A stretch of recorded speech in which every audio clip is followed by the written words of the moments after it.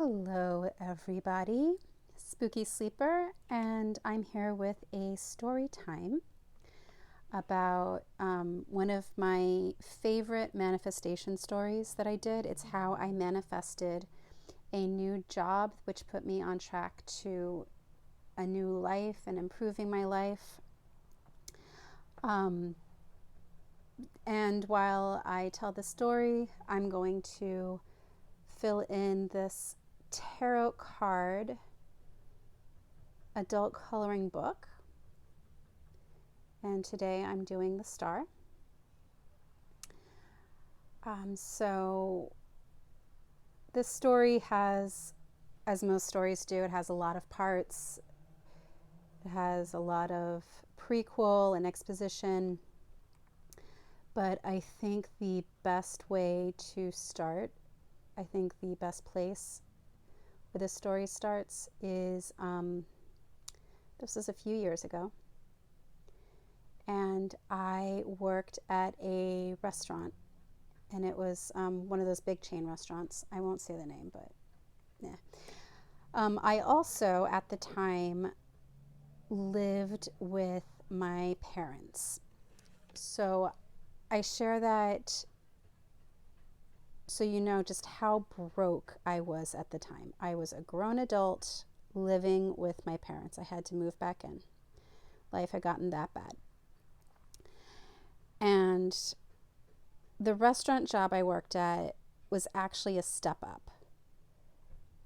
And that could be a whole other story, but basically I was working at a restaurant, and this restaurant was allowing me to get back on my feet. So I don't want to say that it was all bad at this time, but the thing is, if you've ever worked in food service, if you've ever been a server or a hostess, you know that you need split focus. You need to be able to multitask. You need to be able to organize several orders and several tables at once, and everything is your fault. If something goes wrong in the kitchen, it's the server who's yelled at, it's the hostess who's yelled at. It's hard. I have a lot of respect for food service workers. I just throwing that out there. But the thing is, I do not have that kind of split focus. I'm really good at concentrating at one thing at a time and doing one thing at a time. But as soon as it's time to multitask, I will forget something. So this wasn't the ideal situation. Some people can work at a restaurant for a few years and they'll be okay. I'm not saying that's where they want to be forever or for a long time, but people can work at a restaurant, make their tips, leave, and they're okay. I am not one of those people. So it was not the best situation for me, but again, I was getting back on my feet. And this also shows just what I thought at the time about my capabilities. Is that, well, I'm not very good at this new job. I didn't work for there for very long. We'll get to that. But this is better than where I was before. So therefore, this is probably the best I can do. I was in that mentality. So I was, like I said, I had to move back in with my parents, which was great. I was severely in debt. Like creditors calling all the time. I had to work with a debt program, but I kept putting it off because I couldn't even make monthly payments to a debt program. I had some medical debt that I was paying off. I was just financially in a horrible place. So what I would make at the restaurant, I was both a hostess and I worked the takeout counter. So when I was a hostess, I wouldn't make any tips at all. When I worked the takeout counter, I would make a few tips. So it wasn't a lot. I couldn't live off the tips. But I would go home after all the takeaway counter shifts, I would go home with some cash in hand. And that was a really big confidence booster, because usually you're waiting for your paycheck. This place paid bi-weekly, but I would have some cash in hand whenever I left. Whenever I left my shift, I would have paper money in my hand. So it wasn't a lot, but I wasn't in a panic. I had a place to live and I had some sort of income coming in. However, the other thing about working at a restaurant is, one, you're not going to become a millionaire. Like, I would often have very little money left after the end of a pay cycle. Depending on the situation, sometimes I would go into a slight overdraft. So I was okay, but I wasn't stepping up. I was just treading water. I was getting out of debt and back on my feet. I wasn't moving forward, really. Also, the people I worked with, some I really got along with, and some just had this attitude. And I just wanted to say to them, like, who do you think you are? Who do you think you are? Honestly, just with this, coming in with this attitude. Like we're serving food in a chain restaurant in a small city. Stop talking to me like you're the CEO of this company. You're not. We're all in the same boat, babe. So there were a lot of attitudes.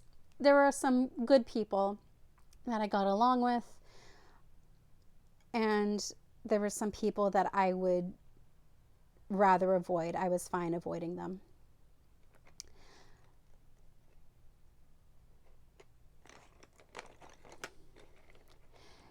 So after a few weeks of, let's say like after a month and a half of working there,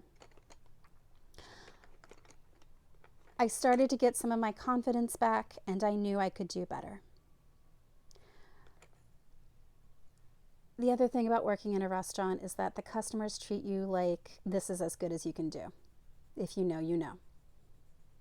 People like to talk down to service workers because they don't think that service workers have a life outside of this moment.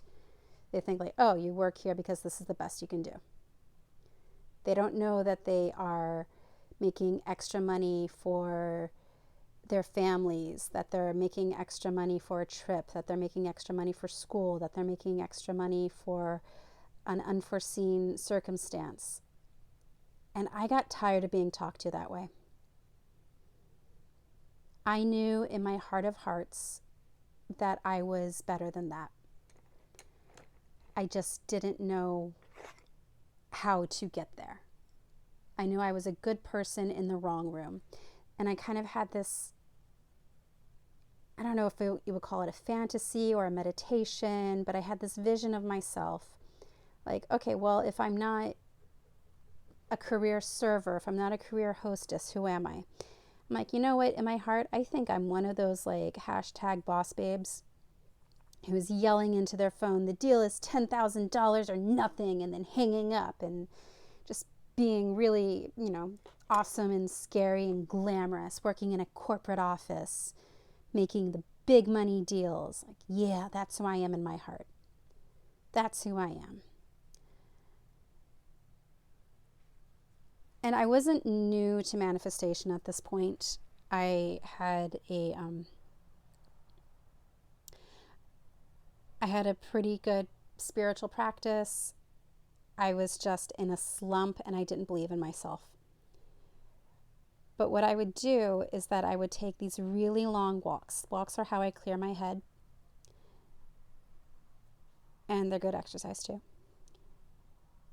But I would just let my mind wander and I would just let the ideas come to me. I would let my head clear and I would let the ideas come, and I would take these really, really long meditative walks. The other thing I would do is I would watch a lot of manifestation videos on YouTube. And if you're watching this, you're probably one of those people too. So I started to remember things about manifestation and shadow work and all these things that I used to know before my life had taken a turn, and I didn't have any confidence in myself.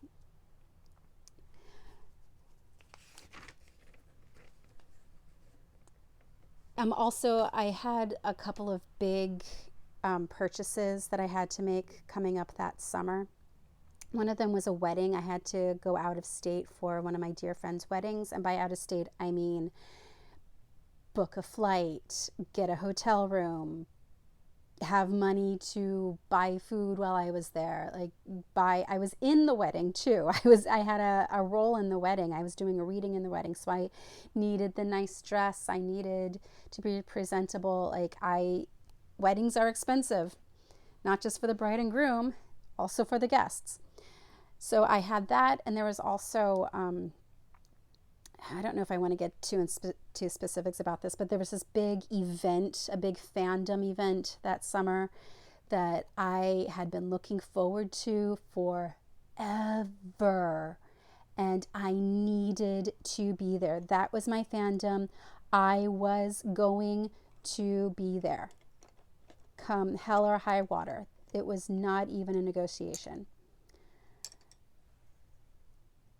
But I had creditors calling me. So one of the things that I would do, and looking back on it, I didn't realize this at a time. It was just a way to boost my spirits. But looking back on it, one of the manifestation things that I did, practicing gratitude, I would quote the line from The Princess and the Frog. Oh, it's a tough night for tips, Tiana, but every little bit helps.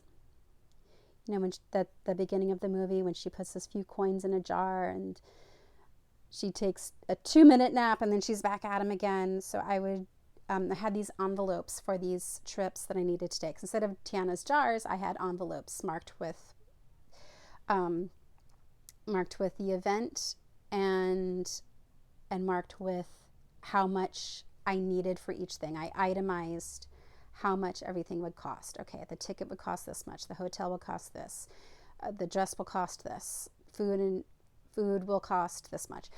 The subway will cost this. So I itemized everything that I needed, and I kept it in an envelope, and I would take home my tips and I would divide them by percentages. So the first event was the wedding, so the majority of money would go to the wedding envelope. The second one was the fandom event, and so the next percentage would go to that envelope. And then I thought, you know what? If I don't have anything in my pocket, I'm going to feel desperate.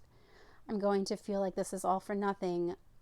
So the last small percentage I would put in my wallet, and that would be my cash. So that was one of the things I do. And it's not until now, looking back, that I realized I was practicing gratitude by doing that. The whole, just quoting a movie, rough night for tips, Tiana, but every little bit helps. That's gratitude. Every little bit helps. That is an affirmation of gratitude. So that was the first thing that I did. And as time went by and I knew that I could not stay in this restaurant job, I had to move on. I had to find a way to move on. I rediscovered scripting. So there was visualization. I had this vision of myself going, it's $10,000 or nothing, and hanging up. I'm a hashtag boss babe. But also scripting. So after a kind of process, I came to realize that going from someone who was overwhelmed by organizing the seating at a restaurant is probably not going to jump to the big money deals in a corporate office overnight, just like that. But I also didn't want to limit myself. So I kind of sent that vision of myself out into the universe. Like, hey, this is how I visualize myself. But it is what it is. I'm putting it out there and letting it go. And then I looked at my finances and I thought, okay, really, what would make me feel more secure? What would get me to that next level when I know that these trips are paid for and then I can build some savings and I can eliminate my debt, and then finally I could move out of my parents' house. All right, now guys, when I tell you this number,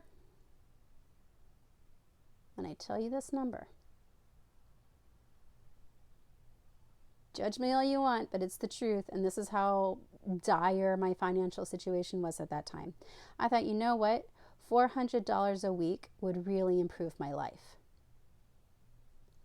$400 a week. That seemed like a fortune to me at the time. $400 a week.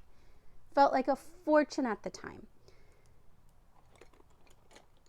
So if you're wondering, why did I let go of that yelling the big money deals? Yeah, so that's the kind of leap that I was trying to make. And then I went, okay, let's scale back a little bit.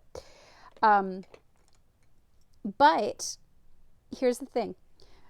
During my shifts, when I worked the takeout counter, I would have to organize receipts, go back and forth into the kitchen. And if there was ever any downtime, then I was expected to go to the hostess stand and help out there. And again, there were some people at the restaurant, hostesses included, that I really got along with and I really liked, and I looked forward to seeing them every day. And there were some with an attitude, and I did not want to be around them. Also, I was terrible at hostessing. I can't organize people that quickly. So I would hang back behind the takeout counter a lot and organize receipts for orders. And then I realized, you know what? Who's really going to know if I'm writing out a customer, if I'm organizing receipts, or if I'm just doing my own thing with receipt paper? So I started it started like, honestly, just whenever I would get some tips, I'm like, okay, if I make this much, then I can pay off this and I can put this much in the envelope. And, I would do my budget. But it occurred to me, like, what if I made a budget with $400 instead of the tips that I make and the money and the wages that I'm paid? So that's what I started to do. I would get out some receipt paper and I would make it look like I was really, just really busy writing out customer orders and organizing things and putting this here. But really, I was scripting. I was writing out my weekly budget off of a $400 a week pay.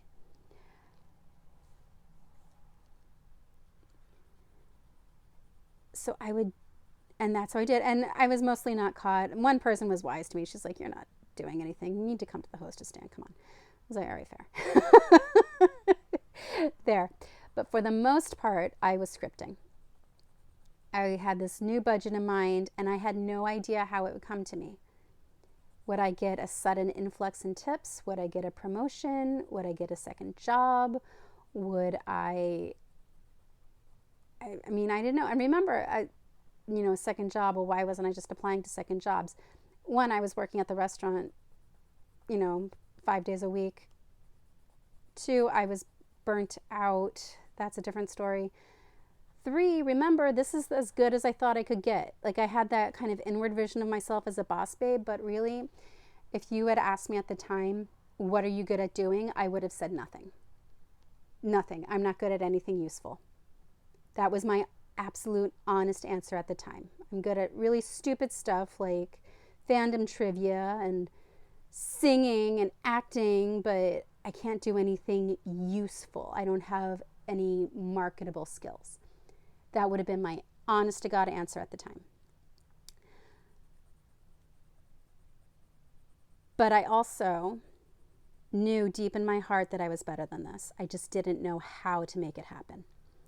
So I just kept writing out that $400 budget every shift, every downtime. Now, with scripting, do you keep writing every day? Do you throw it away? Do you keep it in a journal? What do you do? For what it's worth, I'm going to throw this out here, throw this out there, and I don't know what's true. I'm just going to tell my truth. Since I was basically scripting on receipt paper while I was avoiding going to the part of the job that I hated, since it was receipt paper, sometimes it would get thrown away and sometimes I would keep it in my apron. And I would pull it out again and be like, oh yeah, I wrote this down yesterday or the day before. So take that as you will, that little tidbit. And so one of the people that I got along with for this story, let's just call her C, like the letter C. I got along with her.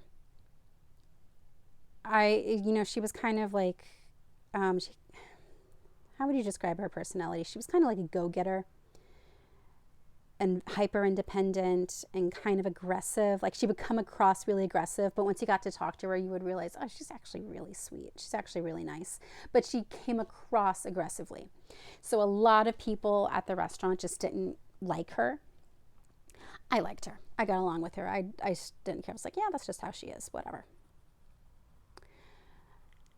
So one day, I actually did have a hostess shift. I really was at the hostess stand because I had a hostess shift. And it was this other woman who just openly disliked C. I got along with her too. But she just openly disliked C. She was like, I just can't stand her. Like, why can't she communicate better? Blah, blah, blah. So it was C, the other woman, and me. And there was a lull in customers. We had the rush, and now it was kind of quiet. And Seago, just out of the blue, goes, hey, is anyone here looking for a full-time second job? And I went, ooh. And I perked up and I went, yeah, I am. And the other woman who didn't get along with C, she just, I could feel her energy because very few people at least want to work in a restaurant for the rest of their lives. We're all, restaurant workers are always looking for something else, right? We're always trying to reach for the next goal. And I could just feel her going, oh, crap. Like I could feel that oh, crap energy. Because she wasn't going to tell her, yeah, I'm looking for something else. But I jumped and was like, yeah, I am. She goes, okay, because my company is looking for new account representatives. And I asked her about the job and what it was and what was the company. And guys, it was a corporate job, corporate office, negotiating big money prices with insurance adjusters. And having to negotiate with them. So basically, yelling into a phone, it's $10,000 or nothing in a corporate office, living that hashtag boss babe life.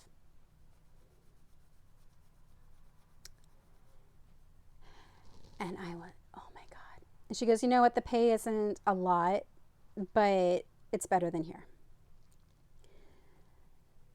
And she told me what the pay was per hour. And you already know where this is going, don't you? It worked out after taxes, $400 a week. Now, for those of you thinking, wow, you're making big money in your negotiations for that little pay. Yeah, it was like that. It was like that. So if you're ever talking to someone over the phone, if you're ever talking to, a collector or some corporate representative over the phone, bear in mind they're probably not making as much as you think they are. Just throwing that out there for what it's worth. But anyway, C told me, listen, I can't promise anything. I'm not in charge of hiring. I just know that we need people. But if you send me your resume. What I can promise is that it'll get seen by the right person and they can tell you yes or no from there. That's all I can promise. I'm just trying to get more resumes into our office. And I was like, fair enough. And then I kind of I kind of got a little and I said, listen, I got to be honest. I have never worked in a corporate office and I've never debated over payouts. I've never like debated over invoices. And a part of me was like, I shouldn't have said that. I should have just gone for it and whatever happened, but I didn't want to get myself into a sticky situation. And C said, oh, don't worry, we train you on that because we have our own script that we follow. We have our own rebuttals that we follow. So we train you on all of that. Not everybody, not everybody who goes to work for there and has experience in that. Like you get the experience in this field working at that job, working for the company. Like very few people had come in already with that experience. And I was like, oh, ding, ding, ding, ding. You know, when you get that little chill, like, oh my God, is this really happening? Is this really working out? Did I really possibly manifest this? So yeah, I emailed her my resume. She got it seen by the right person and I got hired in a corporate office for the wages that I had been visualizing, and that hashtag boss babe persona that I kind of saw myself with came true. I manifested that through scripting and visualizing. It happened. And the way it happened, remember, I had no idea. That amount of money, as paltry as it sounds, and repeating the story now, it's like, wow, my confidence was really so low and my situation was really so tight that I thought that would be a lot of money. But to me, it was.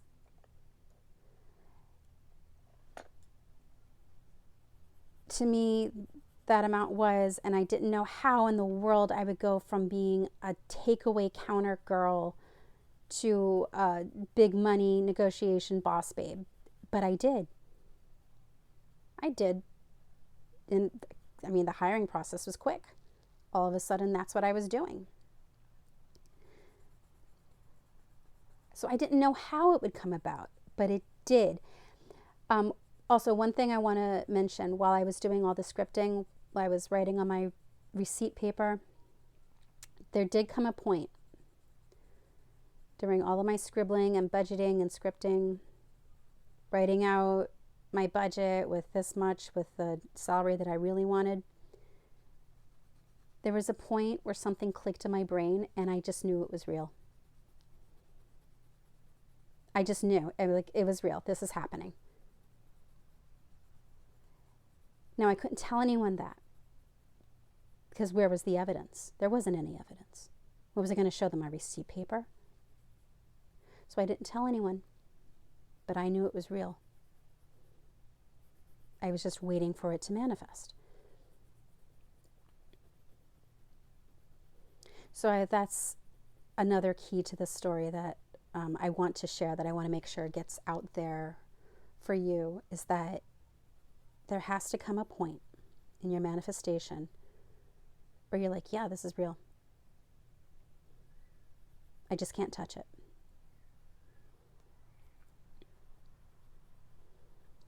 And I know people say, like manifestation gurus and whoever, self-help people, they say, don't tell anyone. Don't tell anyone. You don't want their energy on your manifestation. And that was the case for me. Another thing, if this still seems too far-fetched, like I said, this is a convoluted story. I'm trying to find the the most simple way to tell it. That corporate job, that first of all, I'm glad I had. I'm so so grateful that I worked there. I'm so grateful that I had that job. And then I brought that in and I got that experience, because that experience working there has helped me in a lot of areas of my life since. A lot of areas. And looking back, I gained a lot of confidence from that job. However, I was really terrible at it. I'm not the aggressive boss babe. Like, yeah, I would have to yell those, $1,000 deals, $5,000 deals, $10,000 deals into the phone and be aggressive, but I did not enjoy it and I did not feel confident when I was doing it. Mostly I would just listen to the phone like, why is this person arguing with me? It's an invoice. Just pay us. Like, I just wasn't confident like that. So here's the other thing though, if you think that you can't manifest it, you can. And be careful what you wish for. You will get it. I'm going to say that again. Be careful what you wish for. You will absolutely get it.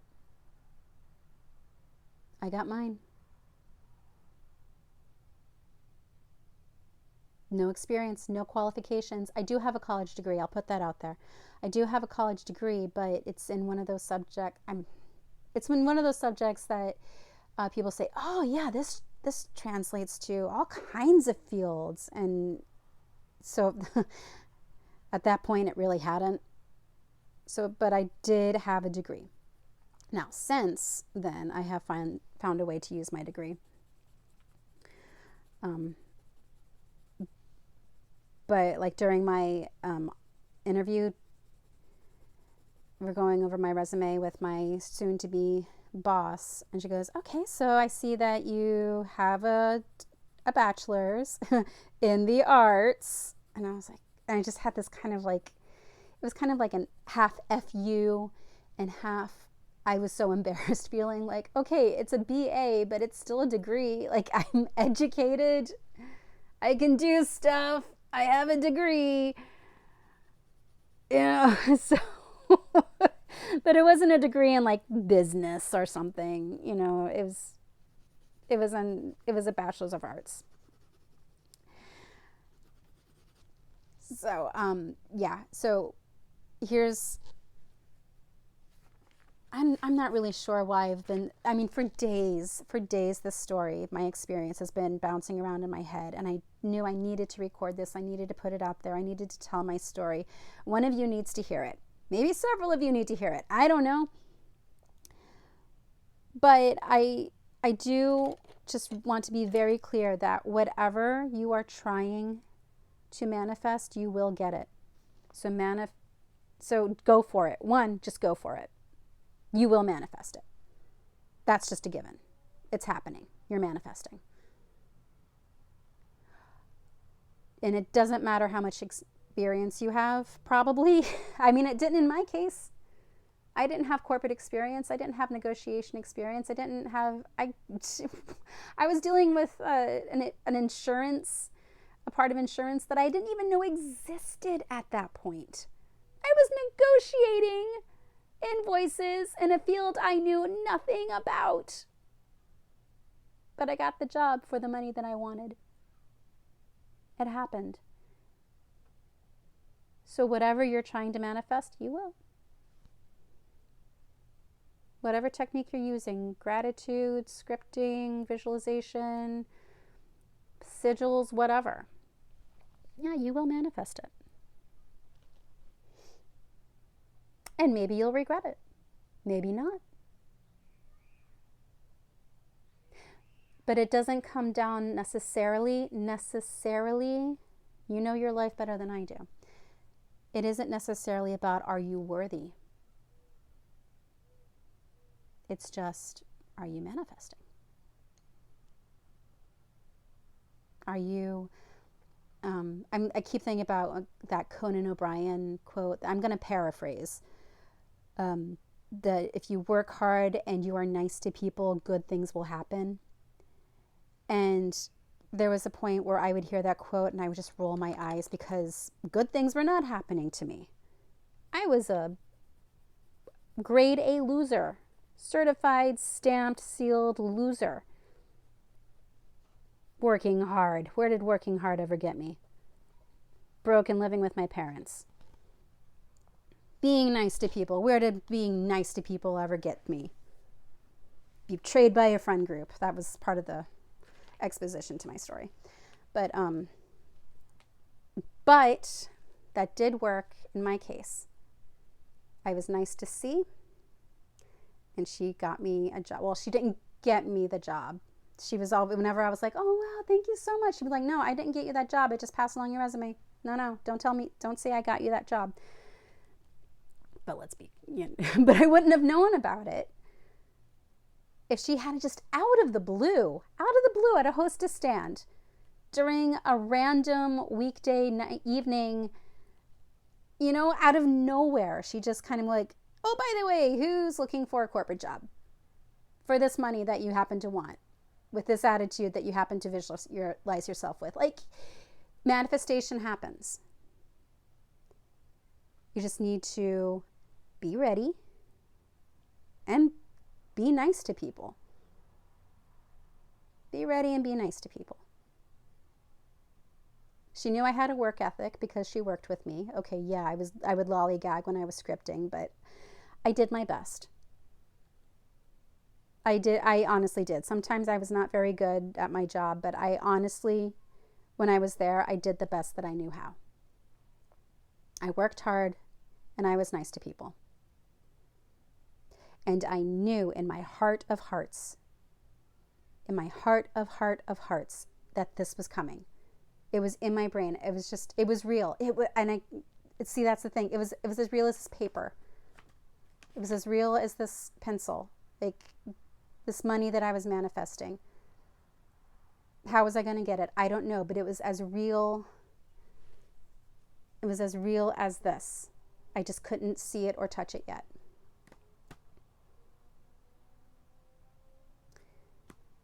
So I hope you manifest what you need and what you want. And I hope this story gives you some sort of confirmation or hope or whatever you need from it. I don't know, but it's real. That's what I can tell you with confidence. Manifestation is real. It's just about getting this, your mind. Get this clear and find a way to believe what you are manifesting. That's all it is.